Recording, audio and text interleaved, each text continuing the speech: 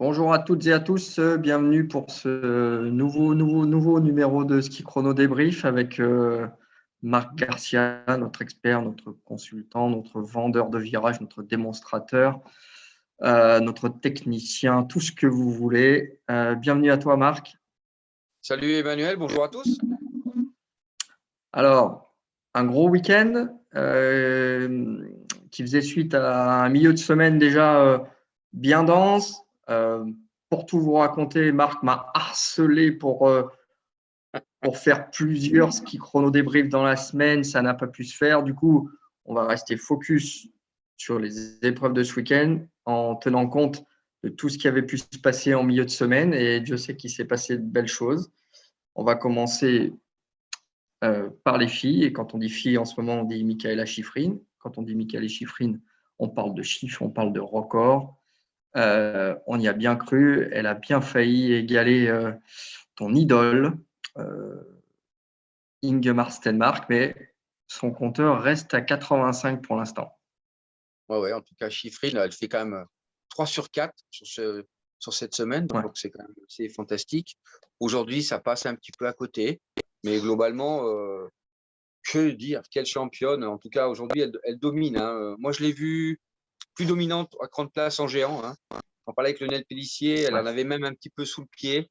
Elle a été impériale sur les deux géants de grande place. En slalom, hier, elle était évidemment à son niveau. Aujourd'hui, elle a un tout petit peu craqué sur la deuxième, mais on la voit plus réjouie, enfin, avec beaucoup plus de plaisir, beaucoup plus de joie. Et peut-être qu'aujourd'hui, la petite marque du 86 a rajouté une petite couche au départ de la deuxième manche. Mais bon, je pense que ça va être dans pas longtemps, certainement après les championnats du monde. Oui, battre Stelmark, ça, tu as raison. Mon idole, celui avec qui j'ai couru pendant très longtemps, ça reste quand même quelque chose de fantastique et qui va, à mon avis, qui va arriver d'ici la fin de l'hiver. Oui, alors on n'en était pas à savoir si elle allait le battre, c'était quand, et maintenant on se dit même pas qu'elle va le battre, on se demande quand est-ce qu'elle va avoir 100 victoires. Donc Shiffrin, et on l'a vu, et on est presque, enfin, on est sévère quand elle dit qu'elle passe finalement presque à côté de son deuxième slalom en Tchéquie aujourd'hui. Elle fait deux. Elena Dur remporte sa première victoire. Et pour aller battre Shiffrin, il faut sortir le très grand jeu. Petra Vlhova n'a pas réussi à le faire. Lena a réussi à le faire. Et Mikaela a fait quand même une grosse première manche. Pas une superbe deuxième manche comme elle nous a habitués à le faire depuis le début de la saison et puis toute la semaine. Mais bon, elle est quand même pas bien loin. Hein. Oui, en tout cas, Lena, bravo. Première victoire cette année. Il y avait eu Wendy, il y avait eu Anna, il y a eu Petra, Shiffrin, donc ça laisse quand même, ça fait 5 athlètes quasiment qui ont gagné cette année. Lena, première victoire, il faut qu'elle la savoure pleinement. Moi, je pense que Shiffrin, on sait, elle a le curseur mental qui joue beaucoup, le haut vers le bas. Et là, pour le coup, je pense que si elle a eu des pensées par rapport à ce fameux record, c'est ce qui a fait qu'elle a peut-être un petit peu moins bien skié sur cette deuxième manche. Mais encore une fois, c'est la grande Shiffrin. Et deuxième, je crois qu'elle a toutes les raisons d'être satisfaite. Et maintenant, direction championnat du monde, comme tu le sais.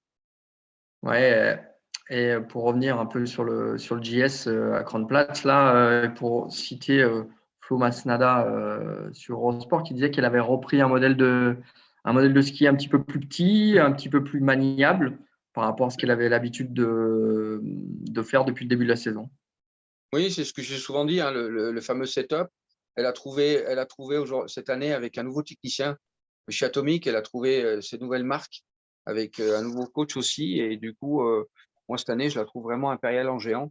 Ce n'est pas d'aujourd'hui qu'elle avait des cotes particulières.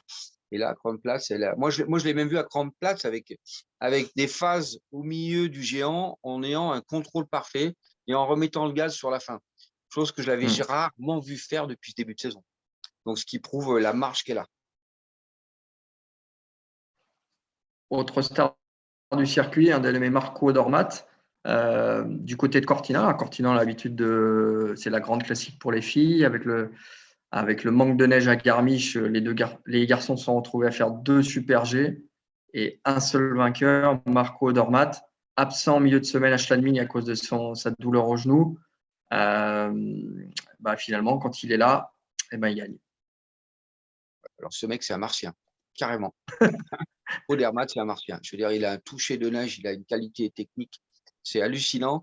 Alors, un mal pour un bien ou un bien pour un mal, c'est que Marco, la blessure qu'il a eue lui a permis aussi de se reposer, de recharger bien les batteries, contrairement à un mode qui, lui, a enchaîné Schladming, qui a enchaîné pas mal de courses, même la deuxième descente de Kitts. Donc là, on laisse quand même pas mal de cartouches. Il a pu recharger tout ça. Il est arrivé avec d'autres dispositions. Alors, des fois aussi, la douleur te fait un peu oublier la partie technique, tout ça. Et on a vu, moi, j'ai vu un Odermatt sur les deux formats de tracé un peu différents, sur une piste assez exigeante quand même. Et là, le Marco, il a encore une fois, c'est pour ça que je te dis c'est un martien, il a encore une fois carrément dominé son sujet, quoi, clairement. En plus, sur un deuxième tracé, celui de dimanche, on va dire piégeux, ou alors les skieurs, parfois, ils vont un peu trop au franco et manquent un peu de stratégie et d'aspect tactique si important que ça en Super G. On parle beaucoup de l'instinct en Super G, mais il y a quand même un aspect tactique avec quand même une vague de DNF, des portes piégeuses qui finalement ont piégé beaucoup de coureurs. Marco, bah, il ne fait pas ces erreurs-là. Hein. Non, le Super G, c'est vraiment la discipline de la trajectoire et de l'improvisation aussi. On ne peut pas répéter, contrairement à la descente, ça va très vite. Donc, Salmon a un instinct assez particulier. Et là, il est démontré. Nils Saleh, tu as entendu dans ce qu'on a eu comme rapport avec Laurent Chrétien, il a expliqué que c'était vraiment très, très compliqué ce dimanche et qu'effectivement, il y a des mecs qui sont partis à la faute parce que, effectivement, c'est l'approche technique, mais aussi l'approche tactique, ce qui prouve que ce mec-là, de toute façon, je te le répète, hein, c'est un mec hors norme. Et là, il a encore fait preuve d'une. Parce que c'est pareil, tu vois, c'est pas une technique formatée, je l'avais déjà dit. Mais surtout, le ski va vite. Il lâche son ski, il lâche la carre, il adapte ses appuis en fonction de la qualité de la neige.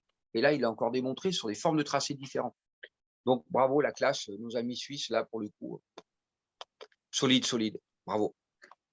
Ouais, et on a juste derrière Pintu, pas loin du podium, quelques centièmes ce dimanche. Il est vraiment dans le coup. Il était aussi dans le coup mercredi soir pour le géant de Schladming après une énorme désillusion en prenant pas la qualif en slalom.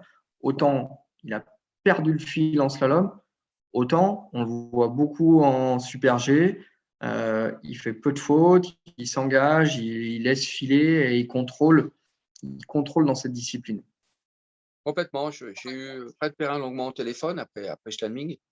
Et on parlait du setup. On en parle. Tu sais très bien que c'est un peu, c'est un peu ma tasse de thé. Et en slalom, je pense qu'il y a encore des réglages sur le setup. Et il se complique un peu la vie psychologiquement. Et je pense que par contre, en Super G, là, pour le coup, il a un setup, il a tout, le ski, la chaussure, les cales et tout. Et qui sont quelque chose qui est une base, en fait, sur lequel après, il peut faire des modifs. Et en Super G et en vitesse, il a plus le temps de faire des corrections et des modifications parce que quand tu travailles du setup, c'est pas parce que tu changes de longueur de ski que nécessairement, quand tu changes un paramètre, il est compliqué de changer tous les paramètres. Et il te faut un laps de temps important pour le travailler. Alors, en vitesse et notamment en Super G, je pense que là, par contre, le réglage me paraît parfaitement adéquat. Et du coup, on voit un Pinturo à son niveau. On l'a vu aussi, donc on en revient sur cet inédit géant nocturne à Schladming. T'en as pensé quoi de ce géant? Alors, il n'y avait pas Marco, mais il y a toujours des Suisses dans le coup. Loïc Meillard qui gagne pour la première fois en JS. Caviezel qui est juste derrière. Donc, quand il n'y a pas Odermatt, il y a d'autres Suisses. Et qu'est-ce que tu en as pensé de ce géant nocturne? Alors, tu sais que je suis friand d'informations. Ce qui a été trompeur, avant d'attaquer Loïc Meillard, qui le mérite amplement, mais surtout, ce qui a été trompeur à la télévision, c'est que tout le monde a pensé que c'était bleu de chez bleu, ce qu'on appelle du carrelage et de la glace. Totalement faux, c'est ce qu'on appelait, alors j'ai eu Youl, j'ai eu Fred Perrin, en fait, c'est ce qu'on appelle de la glace tendre. Alors, qu'est-ce que ça veut dire de la glace tendre? Pour les athlètes, c'est une glace qui n'est pas bleue, c'est-à-dire qui est accrochante, qui est même assez accrochante et qui est presque douce. Ça veut dire qu'on avait l'impression de temps en temps que les gars, le pied lâché parce qu'on imaginait avec la réverbération de la lumière sur la neige que c'était vraiment de la glace ce qu'on appelle nous du carrelage. Pas du tout. C'était assez accrochant, mais qui fait que quand la phase, quand les mecs rentraient pas suffisamment à l'aplomb, ben à ce moment-là, le ski, ça faisait comme, si tu veux, comme de la neige tassée compacte, ça leur prenait le pied. Et c'était le paradoxe, autant en slalom d'ailleurs, que ça s'est passé en géant, parce que du coup, moi j'avais l'impression qu'il y avait un problème de qualité de neige, pas du tout. Alors par rapport à ces formats de qualité de neige, donc de la glace tendre, c'est que du coup, il y a des techniciens qui affûtent 86, 86,5, mais qui affûtent aussi plus ou moins agressif, moins agressif. Et ça, c'est le choix des athlètes et c'est le choix du technos. Et là, pour le coup, on a vu nos amis suisses qui avaient un setup parfait, qui se sont parfaitement préparés sur cette qualité de neige qui était très, très particulière pour l'ensemble des athlètes et qui devenait de plus en plus compliqué pour les athlètes derrière, notamment Léo Angno et les gars qui partaient loin, parce qu'en plus, la visibilité n'était pas bonne. Mais donc, voilà le problème, je dirais, principalement technique par rapport à la qualité de la neige et des choix que les gars ont fait. Loïc, lui, que dire sur lui? Ça fait un moment, et je te le dis, c'est un skieur incroyable. Il a une phase de relâchement, il a fait preuve en slalom, il est passé au travers. Je dirais, mais en géant, il était là. Marco, absent, et les deux ont été impériales. Mais j'ai trouvé Loïc vraiment au niveau où il doit être. C'est-à-dire, Marco n'est pas là, lui, il claque. Et on se posait la question, si Marco avait été là, peut-être qu'il passait aussi à la trappe parce que Meillard a parfaitement maîtriser la situation, sachant qu'en plus, il a une nouvelle machine, je t'en avais parlé, une Snowglide avec des prières particulières, avec de l'eau, qui fait que justement, ils peuvent travailler sur une vitesse de rotation de préparation de quart avec des quarts qui lui a permis justement d'être à son niveau et d'être impérial en géant. Voilà. Alors, on reste un petit peu à Schladming, un peu beaucoup, mais on file pour la course, parce qu'avant les mondiaux qui commencent dimanche prochain avec la cérémonie d'ouverture à Courchevel, il reste une course, il reste un slalom, le Kandahar, sur la verte des Ouches, avec comme personnage principal Clément Noël, double vainqueur du Kandahar et vainqueur mardi dernier à Schladming. Je ne dis pas qu'on a retrouvé Clément Noël parce qu'on ne l'avait pas vraiment perdu.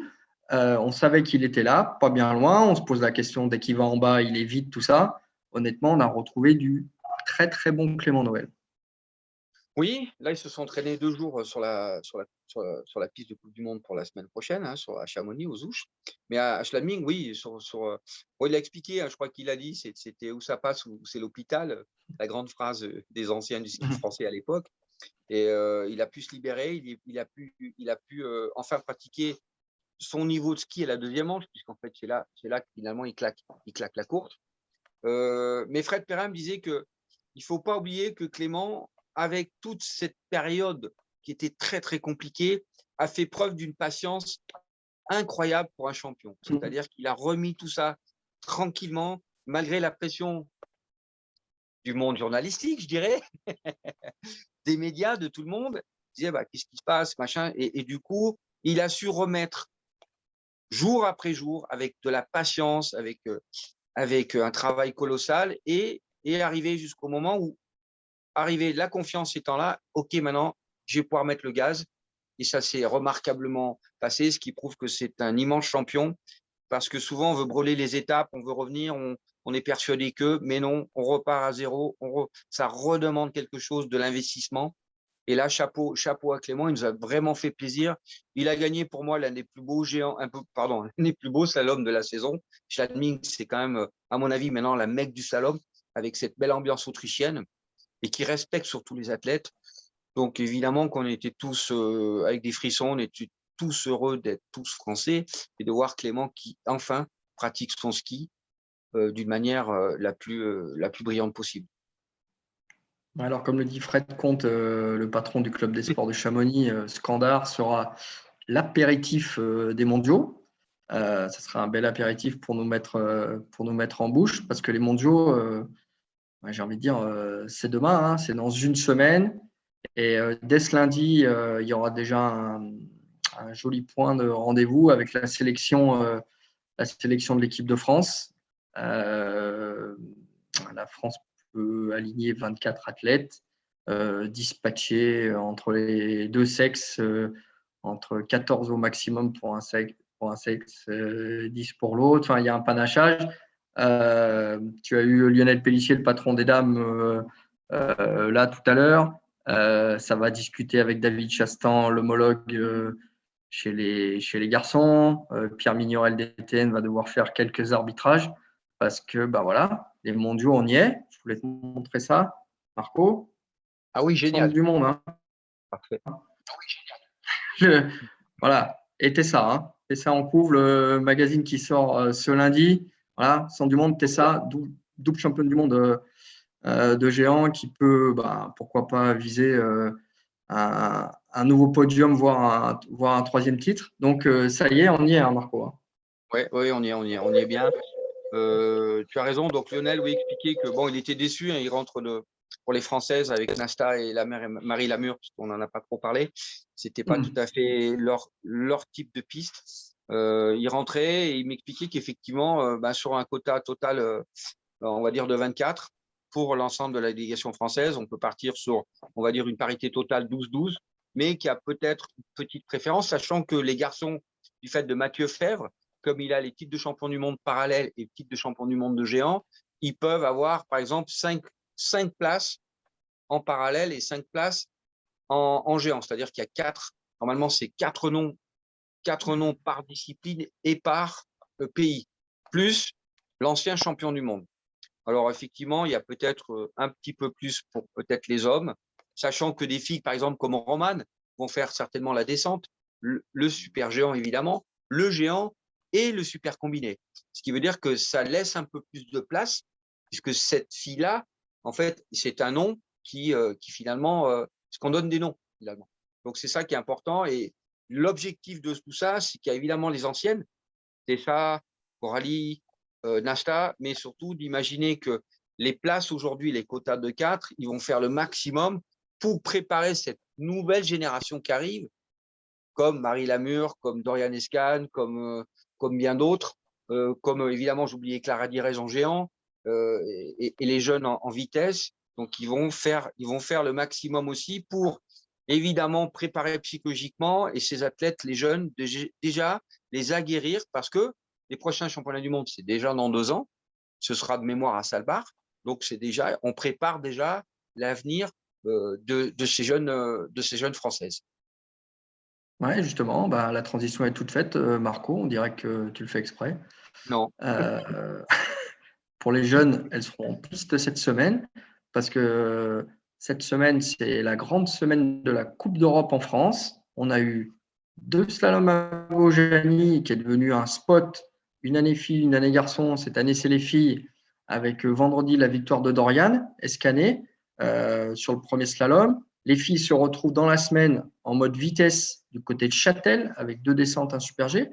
Et les garçons sont hors tiers. Il y a eu la première descente aujourd'hui dans des conditions paradisiaque, le fameux grand beau belle neige, neige de cinéma, Visi top, pas un pet devant, belle course, les Suisses devant, les Français un petit peu en retrait, les frères Alphand qui ont un petit peu mal partout pour l'instant, voilà, mais il reste encore une descente et 2 super G mardi et mercredi, donc c'est la grande semaine pour se montrer, pour se rassurer et puis montrer que la France organise aussi les Coupes d'Europe, c'est faire. L'année prochaine, il y aura les mondiaux juniors dans le Chablais, en Haute-Savoie. Et puis, ça sera. On va parler un petit peu de la sélection en début de semaine, on va parler de la Coupe d'Europe et puis on va tout doucement filer vers les mondiaux. Et comme je te dis, les mondiaux, c'est déjà demain. Oui, alors, Châtel, coucou à Françoise Maki, hein, tu sais qu'elle est de là-bas, Françoise Châtel. Donc, oui, c'est bien. Ça fait un moment qu'ils n'avaient pas eu de vitesse. Alors, le champ sort de ce côté, Orsières Merlette.